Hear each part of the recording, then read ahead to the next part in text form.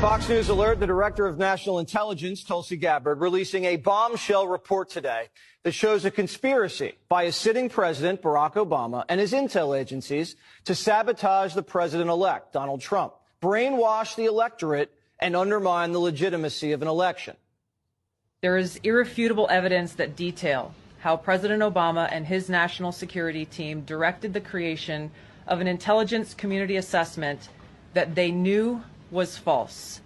They knew it would promote this contrived narrative that Russia interfered in the 2016 election to help President Trump win, selling it to the American people as though it were true. It wasn't. Gabbard got her hands on a House intel report that's been locked away in a CIA vault for almost a decade. Investigators spent over 2,000 hours looking into how the Russia hoax was born, interviewing 20 CIA and FBI officials. And it turns out that the Obama administration doctored the intelligence to make it look like Putin and Trump stole the election.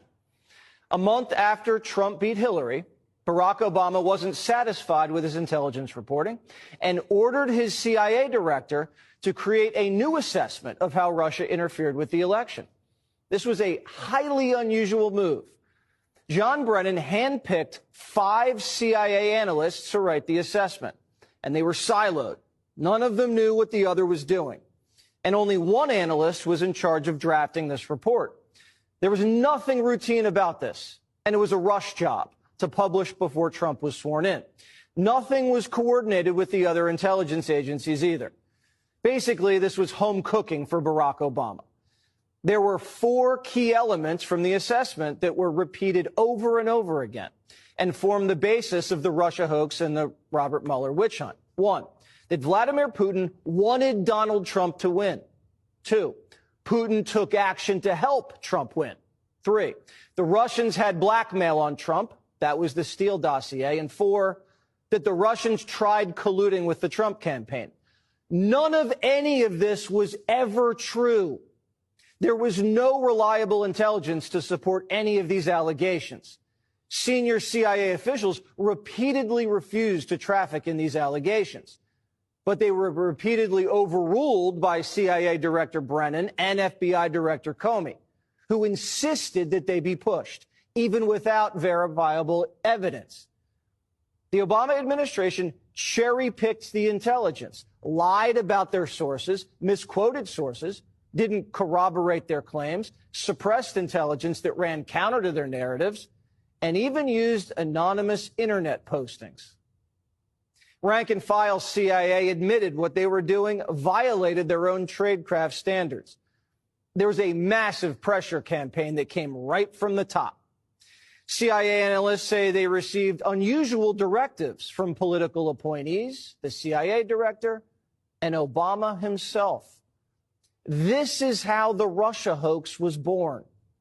Donald Trump knows that the Russians helped him win in 2016. Putin hated Secretary Clinton so much that the flip side of that coin was he had a clear preference for the person running against the person he hated so much. It was Russia in a very systematic way tried to interfere in the election and to try to advance the prospects of Donald Trump being elected.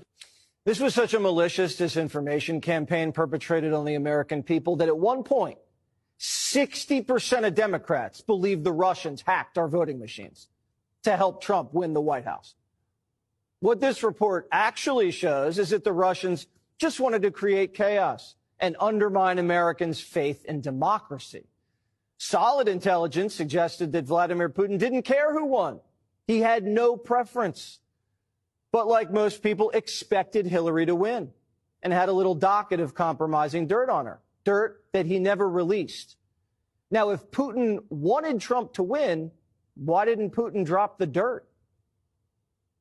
There were high-level DNC emails that detailed evidence of Hillary's, quote, psycho-emotional problems, uncontrolled fits of anger, aggression, and cheerfulness, and that then Secretary Clinton was allegedly on a daily regimen of heavy tranquilizers. Then CIA Director Brennan and the intelligence community mischaracterized intelligence and relied on dubious substandard sources to create a contrived false narrative that Putin developed a quote-unquote clear preference for Trump. Now, if Clinton was on tranquilizers like the Russians believed, why didn't they leak it to help Trump win?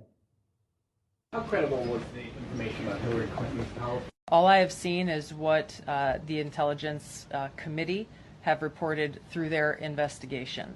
I think the underlying point there is that we understand from intelligence what Russia said that they had.